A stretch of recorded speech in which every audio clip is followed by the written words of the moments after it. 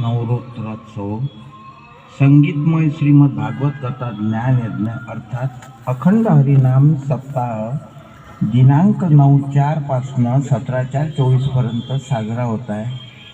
त्या हरिनाम सप्ताहातील चतुर्थ दिनी आज ग्रामगीता प्रवचनाचं सुश्राव्य असं प्रवचन आपल्या समोर आता सादर होत आहे। त्याकरिता या ट्रस्टचे समस्त पदाधिकारीगण, विश्वस्त आणि या नगरातील किंवा या नगरीतील भाविक सज्जन उपासक तथा उपासिकांना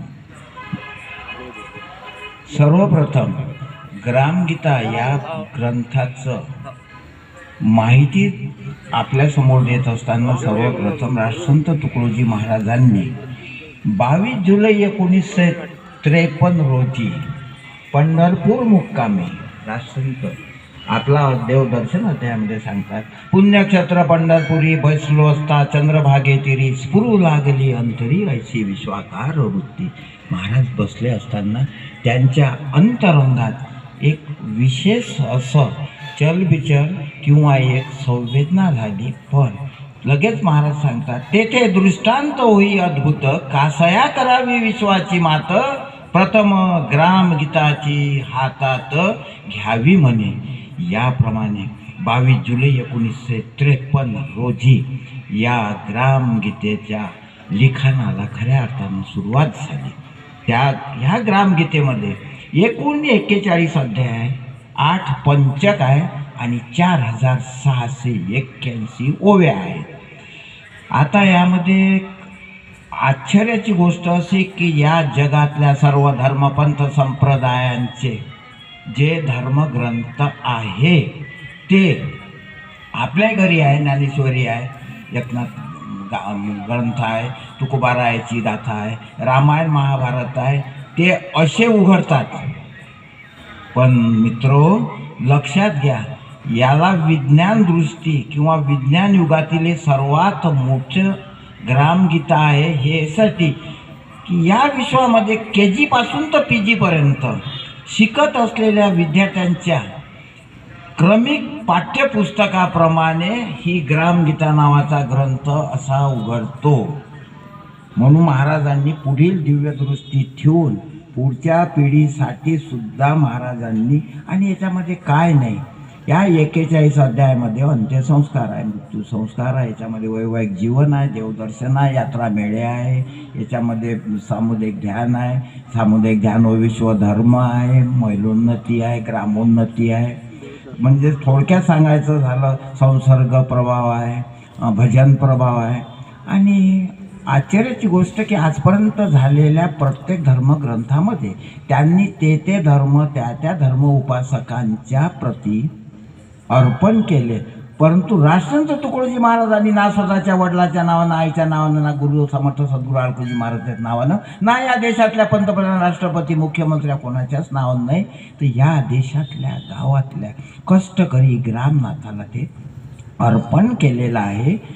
त्यालाही कारण असं होतं की त्यांनी जेव्हा पाहिलं का खरोखर यांची ग्रामनाथाची कष्टकरी, शेतकरी, शेतमजूर याची दयनीय अवस्था जेव्हा महाराजांना पाहिली, आणि हा खेड्यातून राहतो, गावकुसातून राहतो, म्हणून महाराजांनी हे पाहिल्यानंतर तो ग्रामनाथाला अर्पण केला। कारण यामध्ये पहिलेच ऋग्वेदाची आर्या दिलेली आहे, ओम विश्वः पृष्ठं ग्रामं जनः अस्मिन्नातुरेन्नम, म्हणजे प्रत्यक्षात प्रभू भगवंतानं परमपित्यानं कामना केली आहे का या विश्वातील प्रत्येक गावातील जनता ही निरोगी धस्तपुष्ट सुखी राहू।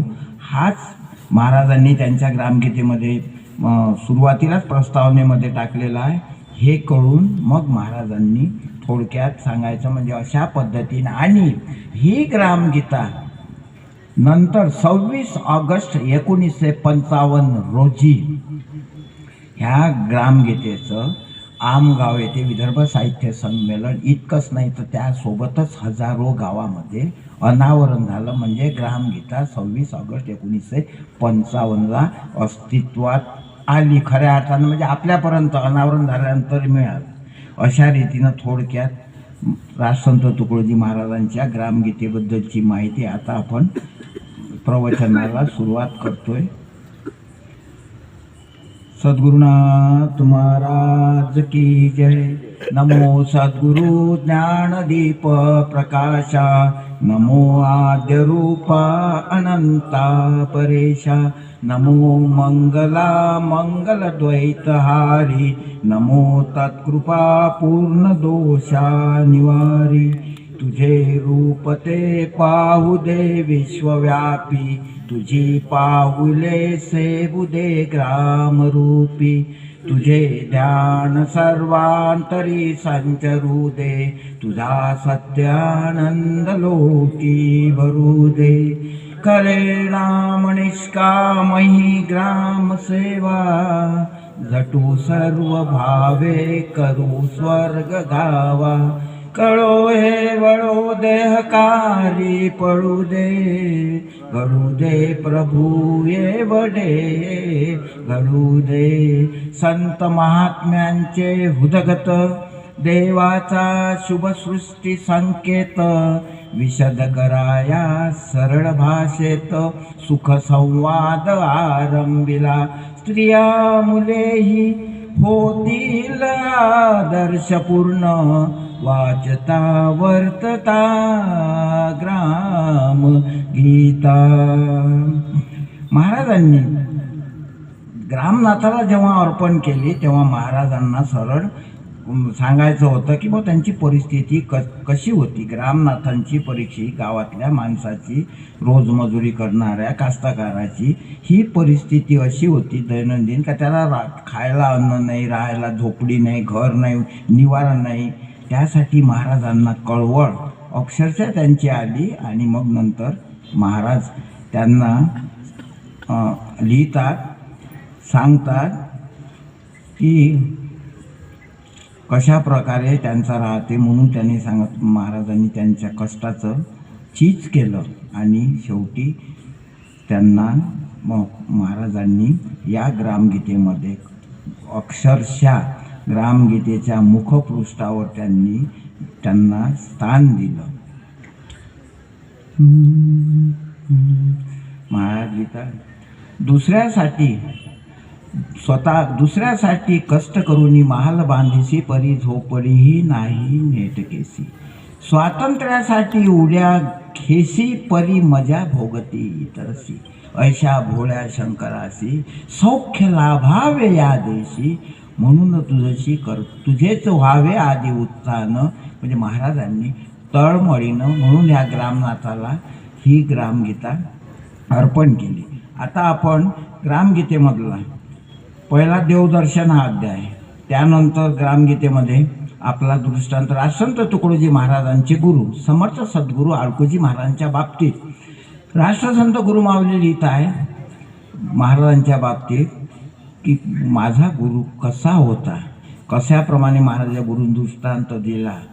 मिलना कठीण है संत का बड़े भाग से पाते कई, घर पा गए संजोग से सतसंगति मिलती नहीं. सतसंग जिनको मिल गया तो जन्म का साफल्य है, अधिकार उनका क्या कहूँ वह शहनशाह के तुल्य है, वह शहनशाह के तुल्य. राजसंतांनी स्वतः कबूल केलं की माझा गुरु कसा होता. आणि त्या गुरुची शिष्यत्व पत्करासाठी शिष्यही त्याच तोडीचा पाहिजे हे राष्ट्रसंतांनी स्वतःहून सांगितलं. आणि हेही सांगितलं, बहिरंग बोध नाही केला, स्वयेची श्रद्धाभावे घेतला, अहंकार न हो म्हणून पूजला सद्गुरू राजा.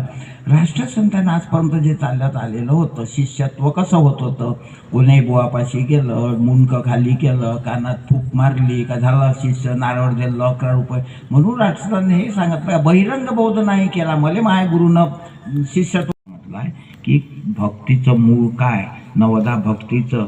त्याच्यामध्ये हे केल्यानंतर मग आता नाम श्रेष्ठ ना, नाम श्रेष्ठ, देव श्रेष्ठ नाही पाहत त्यांचं. म्हणून सर्व साधू संत ऋषीमुनी महात्मे जे आपल्या पृथ्वी तलावर झाले त्यांनी नाम संकीर्तनालाच महत्त्व दिलेलं होतं. आता त्यानंतर महाराजांच्या बऱ्याचशा याच्यामध्ये आता आपल्याला अंत्यसंस्कारमध्ये महाराज सांगतात, मर गए तो क्या हुआ, मरना तन का बाना है, आत्मा कभी मरती नहीं, न इसमें हमारी शक है। इस लोक की यात्रा हमारी सफलता से हो गई, चानीचा कुछ नहीं, बस गुरुदेव की मर्जी रे, बस गुरुदेव की मर्जी रे। मृत्यू संस्कार या अध्यायामध्ये महाराज लिहितात, अरे लोक मृत्यूशी समजते भलती सा, मी मृत्यू सारिका उत्तम नाही कोणी, जैशी नदी सागराशी मिळे तोडून भेदभाव बंधवळे, तिचे मिळणेच होते सागरे। म्हणजे बाबा तू जन्माला आला, या पृथ्वी तलावून एक दिवस तुला जायचंच होतं, म्हणजे मी मृत्यू सारिका उत्तम नाही कोणी, असं राजसंत गुरु माऊली सुद्धा सांगतात। यासाठी आपल्याला पुरावा पाहिजे। संत भगवद्गीतेचा अध्याय 2 गोपालकृष्ण सांगतात, नैन छिद्दन्ति शस्त्राणि नैन दहति पावक, न चैन क्लेन्दयन्त्यापो न शोषयति मारुत। अर्जुना, आत्मा अजर अमर अविनाशी आहे, हा याला शस्त्रानं जखम होत नाही, पाण्यानं ओला होत नाही, हवेनं वाहून जात नाही, अग्नीनं जळत नाही, मग आत्मा अमर आहे, मग तू कशाला शोक करतो? पण उपासकांनो, हे ते देव होते, साधू संत ऋषी मुनी महात्म्यापर्यंत ठीक आहे, पण आपण मानव प्राण्यात जन्म घेतला, आपल्या कुटुंबातलं कोणाचं जर मृत्यू झालं तर परिवाराला, गावगाड्यातल्या लोकांना, शेजाऱ्या पाजाऱ्यांना दुःख होणं साहजिक आहे। हे साधू संत ऋषी मुनी आपण नाही आहे, ते देवत्व धारण करणारे, आपण संतत्व धारण करणारे नसल्यामुळं हे जरी त्यांनी सांगितलं तर त्यामुळं ते भगवान गोपाळकृष्ण, ज्याप्रमाणे माणूस जीर्ण वस्त्राचा त्याग करून नवीन वस्त्र परिधान करतो पार्था, त्याप्रमाणे हा आत्मा हे पंचमहाभूतापासून घेतलेलं काही काळाची खोड, शरीर म्हणजे खोड, एक दिवस तो सोडूनच जाणार आहे। आणि हे शरीर पाणी पाण्यात, आग आगीत, वायू वायूत, माती मातीत मिसळणार आहे। सांगायचं, ज्याप्रमाणे उपासकांनो आपण भाड्याच्या घरात राहतो, ते घर आपलं नसते, एक दिवस सोडूनच जावं लागते, त्याचप्रमाणे जन्मापासून मृत्यूपर्यंतचा आपला प्रवास आहे। पण बेटा चांगला प्रवास करा, स्वतः चालत असताना, नाही तर मग आपल्या ह्याच्यात पाप ते पुण्य, आपलं पाप ते परपीडा, पुण्य ते परोपकार आहे। सरळ सोप्या भाषेत आहे। आता पाप काय खेळात गंमत सांगतो, परिचित, याच्या घरचं वासरू माझ्याच घरासमोर सुद्धा ते काय लहान लहान वासरं घेणं चोर खोदून, म्हणजे पाय त्याच्यात मोडलं, ते होय ते पाप ते परपीडन, पुण्य ते परोपकार। जेवढं चांगलं होईल आपल्या तोंडानं शब्दातून बोलल्यानंतर जर कोणाचं चांगलं होत असेल, वैद्यक शास्त्रामधला एक दाखला सांगतो, जर पेशंट खरंच जाते आणि आपणही आपल्या कुटुंबात अनुभवलेला असावा, सहज म्हणते, डॉक्टर मी बरा होईन काय?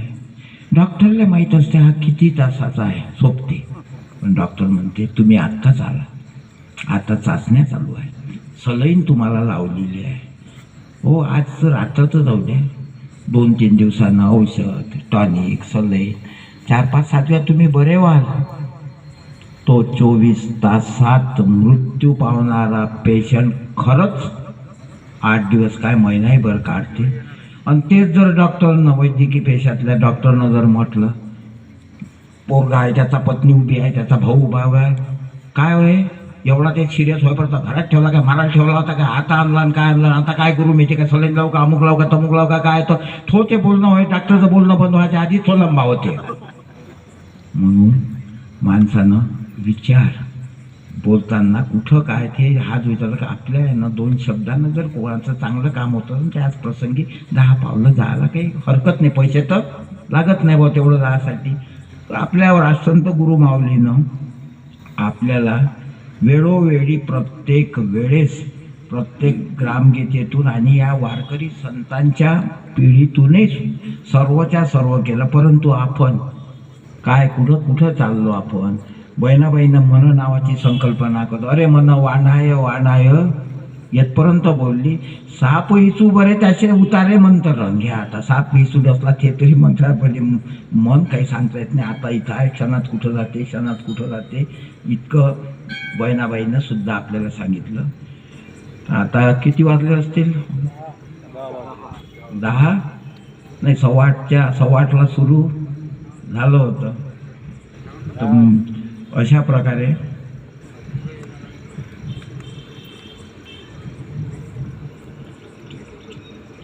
या ग्रामगीता प्रवचनामधून माझ्याकडून जे मी आतापर्यंत जवळजवळ 2 तासापर्यंत माझ्या मुखकमलातून वेद, उपनिषद, रामायण, गीता, ग्रामगीता, ज्ञानेश्वरी या संत महात्म्याचा उल्लेख झाला आहे. त्याचंच परमात्म्याचा अंश इथं समोर बसलेल्या प्रत्येकात आहे. त्या अंशाला मी सर्वप्रथम त्यांच्या चरणी नमन करतो. आणि पुन्हा अजून सांगतो, मी जे सांगितलं हे त्या धर्मग्रंथातील अवतरण सांगितले आहे. फक्त मी माझ्या मुखातून सांगितले आहे, कारण मला याच्यामध्ये त्याचं अर्थ गुढ गुह्य श्रुती काय तोची जाणे. म्हणून तुकोबाराय प्रमाण सांगतो, काय म्या पामरे बोलावी उत्तरे परी जगद्वंद्या त्या बोलविली. तुकोबाराय स्वतः सांगत होते, जगद्गुरु, का मी जे बोलून राहिलो सांगून राहिलो हे मी काय मलाच नाही माहीत, तो मला सुचवतो ते मी तुमच्यासमोर सांगत आलेला आहो. तसंच मी सुद्धा तुमच्यासमोर सांगितलं आहे. आणि शेवटी मज पामराशी काय थोरपण, पायीची वाहन पायीचं बरी, पायीची वाहन पायीची बरी. मला आदिशक्ती तेलाई माता चैत्र नवरोत्सवामध्ये या 4थ्या दिवशी माझ्या मातेच्या आशीर्वादानं आणि या संस्थेच्या समस्त पदाधिकारी यांनी पाठपुरावा केला, किंवा मला तशी मातेच्या आज्ञा म्हणजे आशीर्वादानं त्यांनी मला या मातेच्या दरबारात माझी सेवा रुजू करण्याची आज्ञा दिली. त्याप्रमाणे मी माझे हे सेवारूपी पुष्प सुमन मातेच्या चरणी अर्पण करतो. आणि मला आमचे संस्थांचे अध्यक्ष विनोद भाऊ वडतकर दादा, त्याचप्रमाणे उपाध्यक्ष श्री ठाकरे दादा, नंतर सचिव श्री कळंबे दादा, सहसचिव गावंडे भाऊ, कोषाध्यक्ष माझा लहान भाऊ सुनील घुगे, त्याचप्रमाणे सहकोषाध्यक्ष निमकर भाऊ, तसेच विश्वस्त या सर्वांनी मला सेवा करण्यास संधी देऊन मला उपकृत केलं. त्याबद्दल मी त्यांचा खऱ्या अर्थाने आभारी आहो. इतकंच नाही तर मी नुसता आभारच नाही, तर मी त्यांचा आजन्म ऋणी राहील. आणि आपण सर्वांनी 2 तासापर्यंत शांत चित्तानं खऱ्या अर्थानं या ग्रामगीतेच्या प्रबोधनाचं श्रवण केलं, त्याबद्दल मी आपले सुद्धा आभार व्यक्त करीत आहो. फक्त एकच सांगतो का श्रवण केलं, कृपया त्याचा आता घरी जाऊन जसं होईल तसं मनन करा. कारण का श्रवण भक्ती, मनन भक्ती ते सुद्धा महाराज समोर सांगतील ते सुद्धा आपल्याला लागू होते. हे गेला. त्यानंतर फक्त मला एकच म्हणायचं आहे की आपल्याकडून जेवढा प्रचार प्रसार सर्व धर्मपंथीयाचा करायचा होईल तसा आपण करायचं. आणि आपण आपल्या गावात, आपल्या मोहल्ल्यात, आपल्या इथं लहान आपल्या थोर बालकावर हा संस्कार पडला पाहिजे. संस्कारित पिढी तयार झाली पाहिजे, एवढं मात्र घ्यायचं. एवढं बोलून मी माझ्या वाणीला विराम देतो. जय गुरुदेव.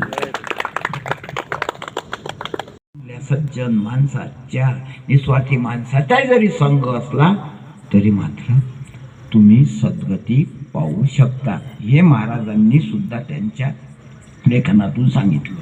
त्याचप्रमाणे महाराजांची परंपरा आपली कशी आहे, पटकन सांगतो. तुम्ही कोणाची, मी अमुकाचा पोरगा, त्याचं थेन, त्याचा माया जाण, अमुक तमुक, त्यांची सुद्धा महाराजांची नाथ परंपरा होती.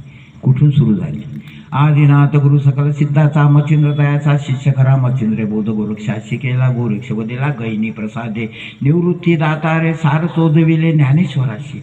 निवृत्तीनाथ त्यांचा शिष्य, त्यांचाच लहान भाऊ ज्ञानेश्वर महाराज होते. ज्ञानेश्वराचे शिष्य हैबती महाराज, हैबती महाराजाचे शिष्य मायबाई आर्वे, जुनं मायगणवाड, नंतर मायबाई वाड. मायबाई का पुरा पसारा आडकून एक पलमेतारा वरखेड, श्री क्षेत्र वरखेड आडकुजी महाराज. आडकुजीचे तुकडोजी, लहानूजी, सत्यदेवजी आणि त्याचे हा आपला हा परिवार. ही आपली आहे नाथ परंपरा आहे. त्याचप्रमाणे भगवंत गोपालकृष्ण तोच एकटा असा होऊन गेला, बाकी सगळे नाही. मोहम्मद पैगंबर होते, प्रेषित होते. येशू ख्रिस्ताने सांगितलं मी देवाचा अवतार घेऊन आलो, पण नाही. या विश्वात महावीर जैन असो, तथागत भगवान गौतम बुद्ध असो, फक्त गोपालकृष्ण एकटा असा होता का मी सृष्टीचा निर्माण करता, पालन करता, सहार करता तो मीच आहो हे ठणकावून सांगणारा तो एकटाच होता. याचं दृष्टांत काय, उदाहरण पाहायचं असं तर श्रीमद भागवतामध्ये ज्या वेळेस शेवटच्या दिवशी शुकराजाला म्हणतात, परीक्षिताला, देवा का रे बाबा तू आतापर्यंत सर्प येईल का मला दंश करेल का, सर्प येईल का मला दंश करेल का, या ह्याच्यात होतं ना. आज शेवटच्या दिवशी तुला अक्षरशः सर्पानं दंश केल्यानंतर सुद्धा तुझ्या मुखकमलावर तेच का.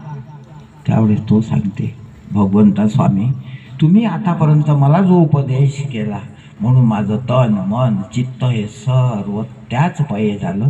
मला मृत्यूला काही, मी मृत्यू माझ्या समोर मी पाहून राहिलो. त्यानंतर महाभारताच्या युद्धानंतर ज्यावेळेस आपापल्या शिबिरात सर्व गेले, कुंती बसलेली आहे, युधिष्ठिर आहे, अर्जुन आहे, भीम आहे, हे सगळे बसलेले असल्यानंतर नकुल सहदेव हे सर्व असल्यानंतर ते विचारतात, अरे बाबा अर्जुन, आई म्हणते तू किती भाग्यवान आहे, प्रत्यक्ष प्रभू भगवंताच्या मुखकमलातून तुला 18 दिवस भगवद्गीतेचा उपदेश ऐकायला मिळाला. तर तू आम्हाला काय उपदेश केला थोडं सांग, म्हणजे आमचाही जीवाला बरं होईल. त्यावेळेस भीम काय म्हणतो नेहमीच्या भाषेत, पाहिजो अर्जुना 18 दिवस तुला कृष्णांना सांगायला लावले, तू इथं जास्त दिवस लावशील. त्यावेळेस अर्जुन म्हणतो, भीमा मी फक्त 2 ओळीत सांगतो गीतेचा, संपूर्ण गीतेचा, भगवद्गीतेचा. कृष्ण काय सांगते म्हणून त्यांनी सांगितलं, जे जे दिसे ते अन्य असे, जे जे दिसे ते अन्य असे, परी ते एकची असे, स्वयं मीच असे. म्हणजे भगवान गोपालकृष्ण सांगतात, या विश्वात चराचराची प्रत्येक गोष्ट दिसत आहे. प्राणी मात्र आहे, पशु पक्षी आहे, चराचर माणसं आहे, झाड झुडपे आहे, जेवढं काही दिसते आकाशापासून पृथ्वीपर्यंत हे सर्व तुम्हाला, तुमच्या डोळ्यानं तुम्हाला ते विभिन्न दिसते, पण ते सर्व एकच आहे. तो स्वतः मीच आहो. आणि त्या गीतेमधलंच वाक्य आहे, ऊर्ध्व अध मूल शाखस्य प्राहुरे वर्णानी. ज्या झाडाची मुळवर आहे, ज्या झाडाच्या सुवर्णांकित शाखा खाली आहे, 4 वेद आहे, त्या झाडावर वास करणारा मी म्हणजे कोण, जगाचा निर्माण करता, पालन करता, सहार करता तो मीच आहे. हे गीतेमधलं द्वापार युगातलं वाक्य आपल्या राष्ट्रसंत गुरु माऊलीनं कोणी विचारलं पत्रकारानं, ते सांगतो महाराजची आप कोण आहे. मैं आपके सरी का, 2 हात 2 पावाला इंसान हो. राष्ट्रसंत गुरु महाराज हेच सांगे, मराठी सांगा तुमच्यासारखाच मी माणूस आपण नाही. जुलै 1955 18 देशाच्या धर्म परिषदेमध्ये महाराज अध्यक्ष होते. तिथं जेव्हा गेले तेव्हा जगातल्या मोठमोठ्या, पण महाराजजी आप नाही, कारण का महाराज रेल्वे चालवायचे, विमाने चालवायचे, सायकली चालवायचे, गाडी हाकायचे, घोडी हाकला, सर हे कसं काय ते आगगाडी रेल्वे चालवले बो येईन, हे कसं काय. तर महाराज तिथे आपला मोठेपणे सांगून असतात, कई जहाजे कई रेले कई गाड़ियाँ चली, ये हाथ मेरे नहीं थे, मैं साक्षी हूँ इस हाथ का, बस सब जो सता गुरुदेव का जो बसा आहे मेरे अंदरचा. म्हणजे तेही सांगितले माय गुरुदेवाचं होतं. त्यावेळेस मात्र महाराजांनी कबूल केलं. आणि गुरुदेव परिवारातल्या प्रत्येकांना हे माहीत असेल, जुलै 19 मैं कौन हूँ, आणि सरळ सही ठोकली, विश्व के मेरे आत्मप्रिय भाई बहनों, पहले भी मैं था, आज भी मैं हूँ, बाद में मैं हूँ, साक्षी हूँ मैं, देखा मेरे लिए नहीं साक्ष्य है, मैं साक्षी हूँ इस विश्व का. एवढं सांगितल्यानंतर महाराज सांगते, बस मित्रो यही मेरा परिचय. म्हणजे महाराज सांगतात, कृष्ण सांगून गेला द्वापार युगात, महाराज सांगते तो मीच होय, पण आपण मात्र राष्ट्रसंताला तुमच्या माझ्या आपल्यासारखा माणूस समजलो नाही. नाही, कलियुगातला प्रत्यक्ष भगवंताचा अवतार आहे. आता बऱ्याच वेळा आपल्याला वाटेल की खऱ्या अर्थानं महाराजांना देश सेवा केली, राष्ट्रप्रेम ओजस्वीपणे केलं महाराजांनी. बरेच वेळा महाराजांनी सर्व धर्माचा समन्वय, त्यामध्ये महाराजांनी अध्यक्षपद भूषवलेलं आहे. अशा बरेच वेळा जर आपण पाहतो, त्यांच्याकडे जर पाहिलं महाराजांचं आणि या खऱ्या अर्थानं वाङ्मयाचा केला, तर आज खऱ्या अर्थानं या धकाधकीच्या जीवनामध्ये आपणाला खऱ्या अर्थानं सामुदायिक प्रार्थना, सामुदायिक ध्यान हे महाराजांनी, त्याचसोबत ग्रामगीता, हे जर प्रत्येक घरोघरी आज ग्रामगीता नावाचा हा ग्रंथ असणं आवश्यक आहे. बाई वाचेल, माणूस वाचेल, पोरगं वाचेल, घरातली मुलगी वाचेल, त्या सर्वांना याच्यात आहे. आता मुलाबाळाचं जरी पाहिलं महाराजांनी, आता प्रत्येकजण महाराजांनी सांगितलं म्हणून सगळे सांगतात, या कोवळ्या कळ्या माझी लपले रवींद्र ज्ञानेश्वर शिवाजी कसता प्रगटतील समाजी शेकडो महापुरुष. हो, हे तर सांगितलं, या कोवळ्या कळ्या मा एवढे एवढे, अरे पण ती विकसता प्रगटतील, कसे प्रगट विकसित होईल म्हणून, पण विकसित कोण करत म्हणून महाराजांना याच ग्रामगीतेत शिक्षक लोकांनी आळव्या हाताने घेतलं. गुरुजींनी असे डावे धडे आपुला आदर्श ठेवून पुढे, विद्यार्थी तयार होता चवीकडे, राष्ट्र होई बलवान. आता मला सांगा, विद्यार्थी त्याच्या घरातला, त्याच्या मायबापाला फायदा होईल, राष्ट्र होईल बलवान कहून. महाराजांनी हे जे ग्रामनाथाला अर्पण केले, म्हणजे ग्राम म्हणून महाराजांनी पहिलेच सांगितलं, गावातली म्हणजे कसं कसं काय, गाव काय आहे, गावातील जन हे कसं सांगितलं. ग्राम हे मंदिर, गावातील जन सर्वेश्वर पूजा त्याची समग्र हाची विचारणी वेदा. म्हणजे मित्रांनो, गावालाच तुम्ही मंदिर समजा. कशाला कुठं का तीर्थयात्रेला जाण्याची, कुठं जाण्याची काही गरज नाही. जाणावे ग्राम हे मंदिर, गावातील जन हे सर्वेश्वर पूजा त्याची समग्र, असा विचार निवेदावा. ग्रामगीता अध्याय वैकुंठ भुवन.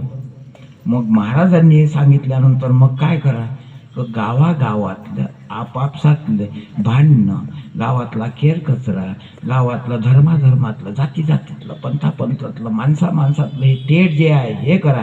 नाही तर नुसतं आज काय झालं आहे, उपासकांनो, आपण कोणत्याही कार्यक्रमाला जातो, कार्यक्रम होते, काला होते, काला खातो, हात पुसतो, महाप्रसाद घेतो, चाललो घराकडे. एवढ्यानं चालणार नाही. तर राष्ट्रसंत गुरुमाऊलीनं ते बंधन घालून ठेवलं. वळखेडचा काला झाला, मोजरीचा झाला, यावलीचा झाला, सगळे आपले हात पुसून नाही. गावागावाशी जागवा. गावात गेले तुम्ही, आता गावागावाशी जागवा, भेदभाव हा समूळ मिटवा, उजळा ग्रामोन्नतीचा दिवा. तुकड्या म्हणे तर खऱ्या अर्थानं असं जर गावगावात झालं तर गाव खऱ्या अर्थानं आदर्श होईल. कारण गाव हा विश्वाचा नकाशा, गावावरून देशाची परीक्षा, गावाची भंगता जसा येई देशा. महाराजांनी हे सुद्धा गावापासून नगर आहे, नगरापासून नंतर तुमचा तालुका, तालुक्यापासून जिल्हा, जिल्ह्यापासून तुमचं.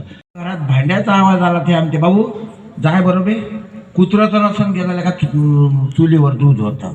अरे अरे अरे, तुळशीदासजी म्हणते, करमे माला फिरत, करमे माला फिरत, मोहमे जीवा फिरत. अरे मन फिरे सैरावयला, कैसे पावे हरिहरा, कैसे पावे.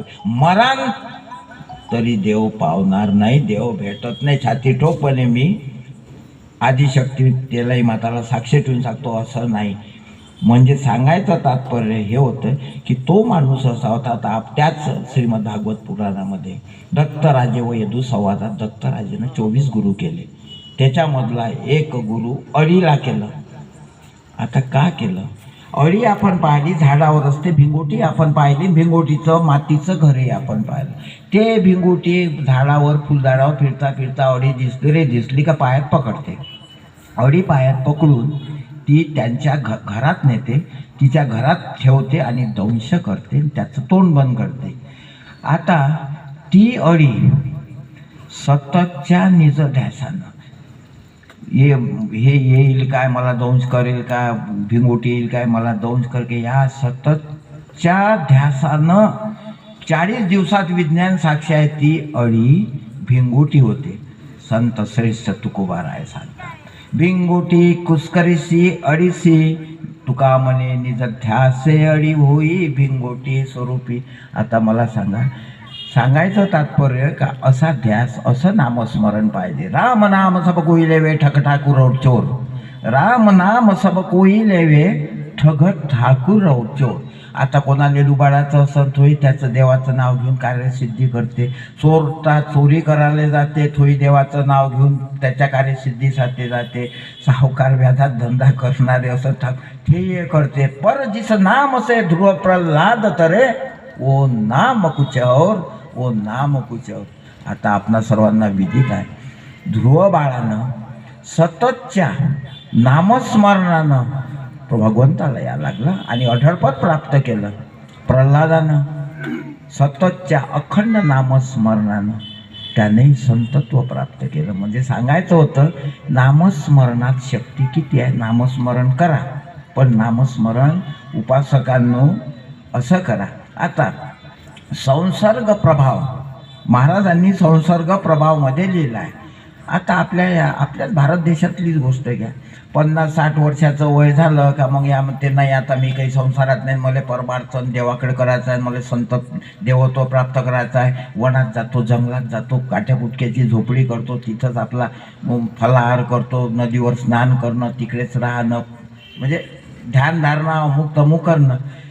एक दिवस काय झाला आहे, हे माझ्या हातचं नाही, भाकळ कथा नाही. राष्ट्र संत श्री तुकडोजी महाराज यांच्या कृपा सिंधू पुस्तकात जे अवतरण दिलं आहे, गुरुदेव परिवारांना माहीत आहे. कृपा सिंधू म्हटल्यानंतर पटकन तेच मी सांगतो.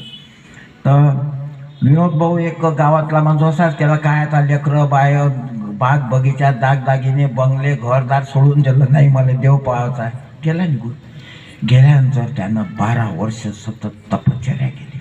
संसर्ग प्रभाव, 12 वर्ष तपश्चर्या केली.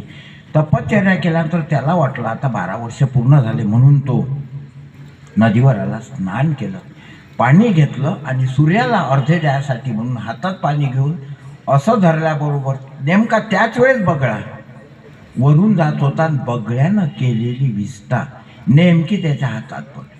आता हातात पडल्याबरोबर त्याला सर्वप्रथम तम जागृत झाला. अहम व्हायच्या आधी तम येतो, तम जागृत झाला.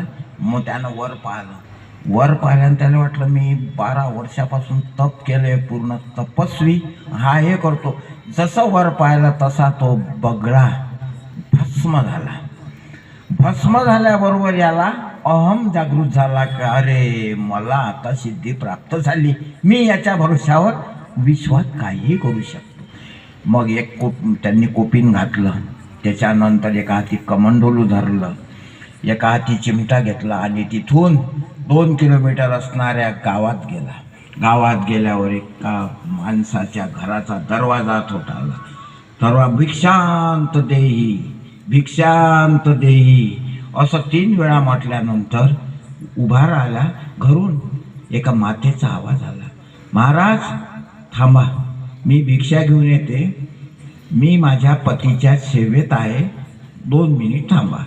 याला वाटलं मला विद्या प्राप्त झाली, पण ही बाई मला म्हणते का मग 2 मिनिटानं येतो, 3 मिनिटानं, म्हणजे याचं ते वाढणं चालू झालं. त्याचा पारा पुन्हा यानं ओम भिक्षांत देही हे म्हटल्यानंतर बाई आली. बाई आली, भिक्षापात्र हातात होतं.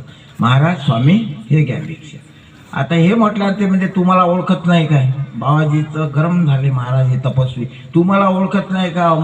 बाबाजी बोलायला लागले तर ती बाई म्हणते, देखो स्वामी जी, मैं वो नदी पर आप नहा रहे थे, ऊपर से जाने वाला मैं बगुला नहीं हूँ कि जो आपने देखे बराबर भस्म हुआ. बस ह्या महाराजाची सर्व विद्या जागच्या जागी उतरली की जिथं बगळा भस्म झाला तिथं मी बगळा दोघत होतो. हे बाई 2 कोसावरल्या इथं राहते, हिला कसं माहीत? म्हणजे ही आपल्यापेक्षा जास्त सिद्धी आहे. म्हणते माता आपको कैसा मालूम? आपको ये कौन सी सिद्धी है? तो एक काम कीजिए, आप काशी जाइए, वहाँ व्याध कसाब, कसाब म्हणजे खाटीक, व्याध कसाब वो आपको बताएंगा. आता स्वामीला वाटलं बगळा माझ्या पाहल्यानं भस्म झाला, हे या 2 कोसावरल्या बाईनं सांगितलं. आणि हे बाई म्हणते आता 10 कोसावरल्या काशीवर जाईन.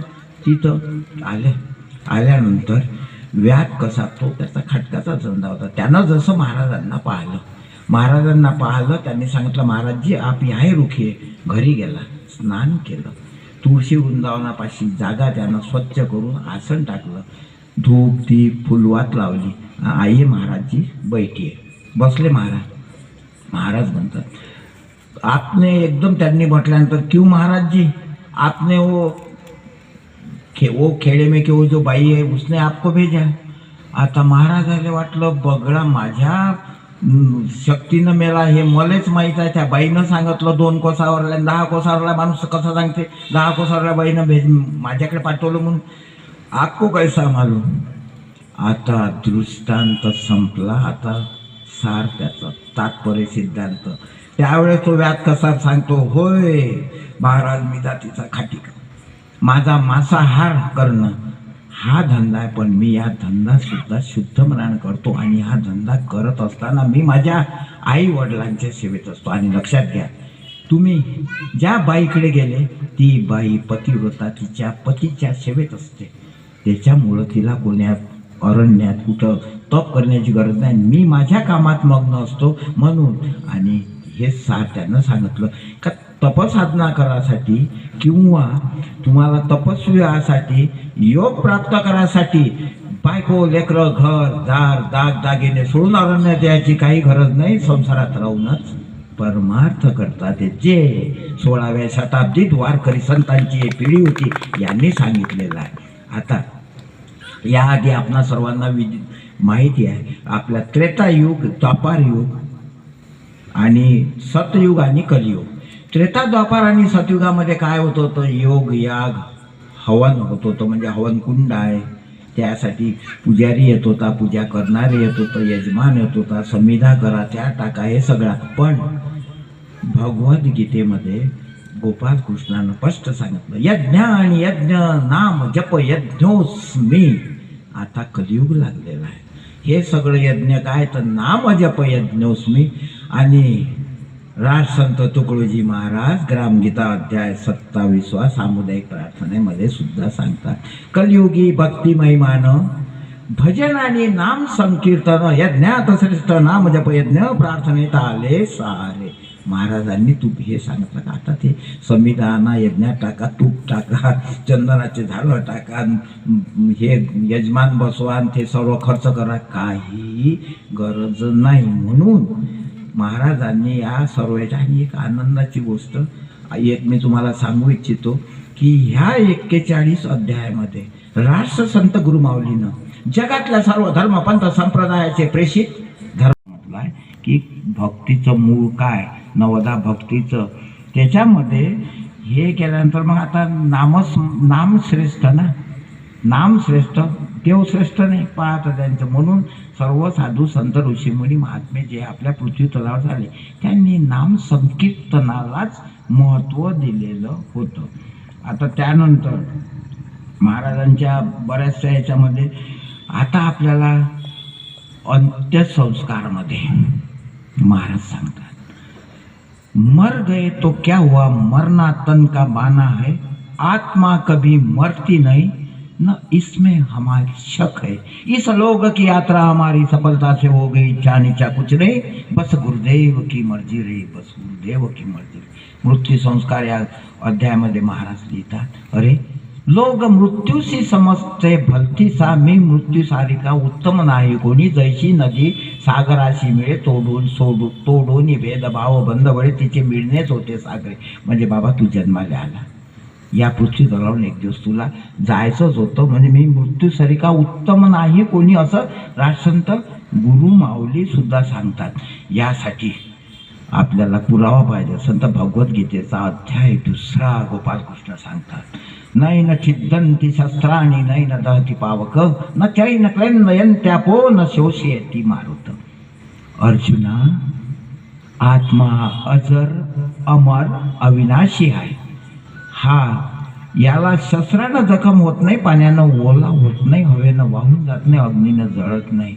मग आत्मा अमर आहे. मग तू कशाला शोक करतो. पण उपासकांनो, हे ते देव होते, साधू संत ऋषी मुनी महात्म्यापर्यंत ठीक आहे, पण आपण मानव प्राण्यात जन्म घेतला.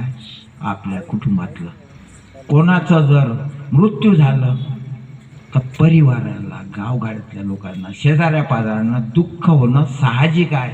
हे साधू संत ऋषी मुनी आपण नाही आहे, ते देवत्व धारण करणारे, आपण संतत्व धारण करणारे नसल्यामुळं हे जरी त्यांनी सांगितलं तर त्यामुळं ते भगवान गोपाळकृष्ण ज्याप्रमाणे माणूस जीर्ण वस्त्राचा त्याग करून नवीन वस्त्र परिधान करतो पार्था, त्याप्रमाणे हा आत्मा हे पंचमहाभूतापासून घेतलेलं काही काळाची खोड, शरीर म्हणजे खोड, एक दिवस तो सोडूनच जाणार आहे. आणि हे शरीर पाणी पाण्यात, आग आगीत, वायू वायूत, माती मातीत मिसळणार आहे. सांगायचं ज्याप्रमाणे उपासकांनो आपण भाड्याच्या घरात राहतो, ते घर आपलं नसते, एक दिवस सोडूनच जावं लागते. त्याचप्रमाणे जन्मापासून मृत्यूपर्यंतचा आपला प्रवास आहे. पण बेटा चांगला प्रवास करा, स्वतः चालत असताना, नाही तर मग आपल्या ह्याच्यात पाप ते पुण्य, आपलं पाप ते परपीडा, पुण्य ते परोपकार आहे. सरळ सोप्या भाषेत आहे. आता पाप काय खेळात गंमत सांगतो परिचित, याच्या घरचं वासरू माझ्याच घरासमोर सुद्धा ते लहान लहान वासरं घेणं चोर खोदून म्हणजे पाय त्याच्यात मोडलं, ते होय ते पाप ते परपीडन, पुण्य ते परोपकार. जेवढं चांगलं होईल आपल्या तोंडानं शब्दातून बोलल्यानंतर जर कोणाचं चांगलं होत असेल, वैद्यक शास्त्रामधला एक दाखला सांगतो. जर पेशंट खरंच जाते आणि आपणही आपल्या कुटुंबात अनुभवलेला असावा, सहज म्हणते डॉक्टर मी बरा होईन काय, डॉक्टरला माहीत असते हा किती तासाचा आहे, सोपते. पण डॉक्टर म्हणते तुम्ही आत्ताच आला, आता चाचण्या चालू आहे, सलाईन तुम्हाला लावलेली आहे, हो आज रात्रच जाऊ द्या, 2-3 दिवसांना औषध टॉनिक सलाईन, 4-5 7 तुम्ही बरे व्हाल.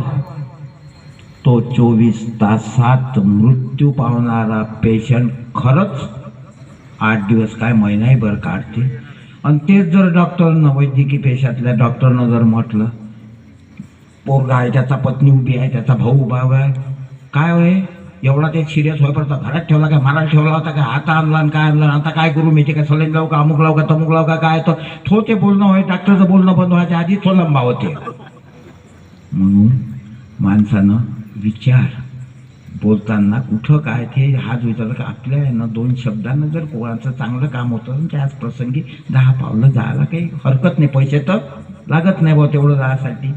आपल्यावर राष्ट्रसंत गुरु माऊलीनं आपल्याला वेळोवेळी प्रत्येक वेळेस प्रत्येक ग्रामगीतेतून आणि या वारकरी संतांच्या पिढीतूनही सर्वच्या सर्व केलं. परंतु आपण काय कुठं चाललो, आपण बहिणाबाईनं मन नावाची संकल्पना करतो. अरे मन वाणाय वाणाय येतपर्यंत बोलली, साप हिचू बरे त्याचे उतारे मंत्र घ्या. आता साप हिचू असला ते तरी मंत्रामध्ये मन काही सांगता येत नाही. आता इथं आहे, क्षणात कुठं जाते, क्षणात कुठं जाते, इतकं बहिणाबाईनं सुद्धा आपल्याला सांगितलं.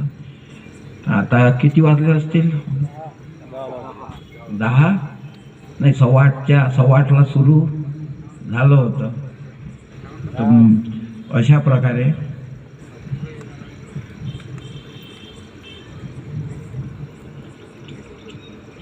या ग्रामगीता प्रवचनामधून माझ्याकडून जे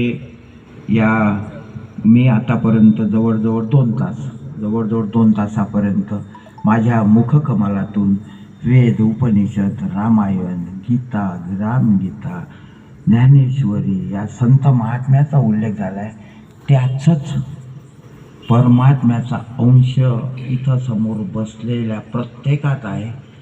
त्या अंशाला मी सर्वप्रथम त्यांच्या चरणी नमन करतो. आणि पुन्हा अजून सांगतो, मी जे सांगितलं हे त्या धर्मग्रंथातील अवतरण सांगितले आहे, फक्त मी माझ्या मुखातून सांगितले आहे.